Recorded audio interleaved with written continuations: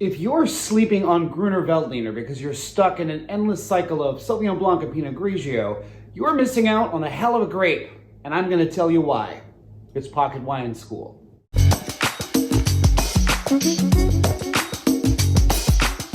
Hi, I'm Tommy with Pocket Wine School, the channel where we learn wine by cutting through the myths, jargon, and pseudoscience.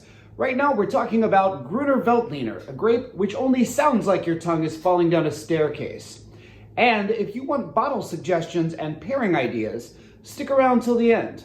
So, depending on who you ask, the Gruner Veltliner grape has been hanging around Austria anywhere from 250 to 300 years. Indeed, it's entirely possible that Mozart could have had Gruner Veltliner in his tiny tin cup, waving around Salieri's face like the arrogant little bastard he was. But the grape was only a local delicacy. And delicacy here is a strong word, taken in the same way that crackling pork skins are a southern delicacy. The potential was there, but totally unrealized. Indeed, at the time it wasn't even called Gruner Veltliner. Up until 1855 it was called Weissgippler, a name that sounds destined to be followed by the word syndrome. Gruner Veltliner as a proper name didn't catch on for this grape until the 1930s, after the popular cabaret song, "Girl, My Bed is Cleaner Than a Gruner Veltliner." Okay, I made that one up. But by the end of World War II, both growers and drinkers had begun to take notice of this little green grape that seemed to grow everywhere you looked, like gamay or body hair after 40. Enter Lenz Moser, who invented a high culture vine training system called, affectionately, the Lenz Moser High Culture Vine Training System. See, Moser realized the potential of the grape and also saw that Austria's cool climate was doing it no favors, especially the damaging winter frosts. Moser's solution was to train the vines higher off the ground and to space them out. This is called low-density planting with high trellising. He called it high culture presumably because this was the lag period in between the days of Beethoven and the days of Falco's Rock Me Amadeus. This training system is now used in 90% of Austrian planting and is also quite common in New World regions like the United States and New Zealand. But in Austria, the main result was to skyrocket the Gruner Veltliner grape to national fame, and with good reason. Not only was the wine delicious, peppery, and also refreshing, it also came in oversized 1-liter bottles topped off with a crown cap. Basically, it was like a giant Sprite that gave you beer goggles instead of diabetes. But before we get into Gruner Veltliner's spread into the rest of the world, we need to take a look at its origins. Because up until recently, there was a vague idea that one of the parents was the Traminer grape, which is sometimes called Sauvignon. But at this point, no one knew who the real father was. Enter a team of genetic detectives who use DNA sequencing to trace the grape to its origin. Enter BSI, the Botanical Sleuthing Investigators, a crack squadron of flower hunters whose devotion to the cause of plant discovery is never undone by their sexually charged banter.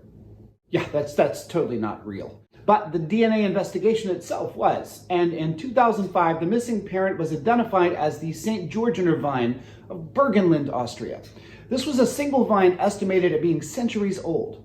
It was in terrible shape because of a lack of access to light and produced grapes barely larger than a ginger's freckle in summer, a curse with which I am well acquainted.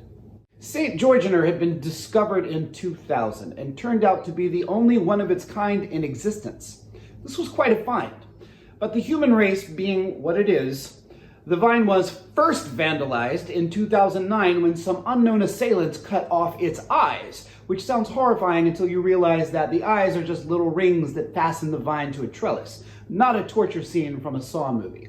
No, that came 2 years later, when the vine and a nearby tree were almost completely destroyed by yet another set of vandals, proving once again that your local wine critic isn't the only asshole on the scene. The good news is that some thoughtful viticulturalists had planted cuttings of St. Georgener back in 2008 and planted them in 3 locations around Austria, thus preserving the vine.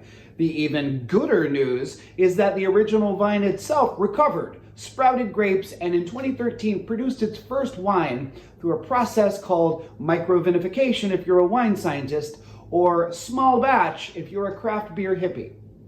In 2015, St. Georgener made its first true vintage of wine all on its own. By this time, its more famous progeny, Gruner Veltliner, had spread faster than Leonardo DiCaprio's head. It was being grown in Germany, Hungary, northern Italy, the Czech Republic, and was first starting to show up in Oregon, Canada, and the cooler parts of California. Side note, due to the supposed difficulty in saying all 5 syllables of Gruner Veltliner, New World marketers started billing it as Gruner, GV, and in the United States, because of course, Groovy. But the result of this new attention was mostly a newfound focus on the grape's homeland of Austria, where the grape is at its absolute best. So, what's it like? Well, it's an extremely flexible grape. Most inexpensive Gruner Veltliner, and that should not be taken to mean low quality, is dry and refreshingly acidic. If it's really high volume stuff, the flavors are neutral, so it appeals to fans of Pinot Grigio or perhaps a bottle of Evian that's been crop dusted by a lemon. But a typical Austrian Gruner Veltliner is bone dry, full bodied, and spicy, and most famously shows notes of white pepper.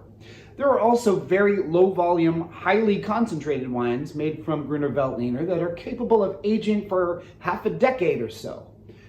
And this is rarer than you might think for white wines.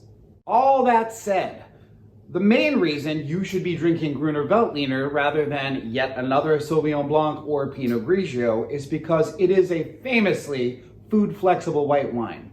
It pairs with just about everything, including tricky dishes marked by bitterness, such as asparagus, artichoke, or a sandwich prepared by your ex-boyfriend. Granted, if you're eating a great big peppery ribeye and fully loaded potato with bacon bits, you're probably not drinking Gruner Veltliner, most likely because you're at Outback Steakhouse and have spent all your alcohol calories on the bloomin' onion. But fried dishes, whether they be classic Wiener Schnitzel or a 24-pack of McNuggets, love the fat-slicing acidity of Gruner Veltliner, even if you do dip them in ketchup like a monster. So do creamy dishes, seafood dishes, vegetables of all forms, and, allegedly, Vienna sausages. And there's your challenge. If you do dare to try Gruner Veltliner with Vienna sausages, let me know and post your pics from the emergency room in the comments below. And now for some recommendation. Here's a few I like. Artner Gruner Veltliner Classic, Stadt Krems Kremstall, and Leumer Lois. Links below. These are all a good introduction to the flavors and character of this wonderful grape. But the simplest and most effective recommendation I can give you is this. Next time you're out somewhere and a Gruner Veltliner is on the menu by the glass, order it instead of your usual. Sometimes it feels safer to commit to a glass of something new rather than a whole bottle, even if the price is roughly the same. And that's okay. I won't judge you. Unless you're the idiot who vandalized the St. Georgener vine, then you can go fuck yourself.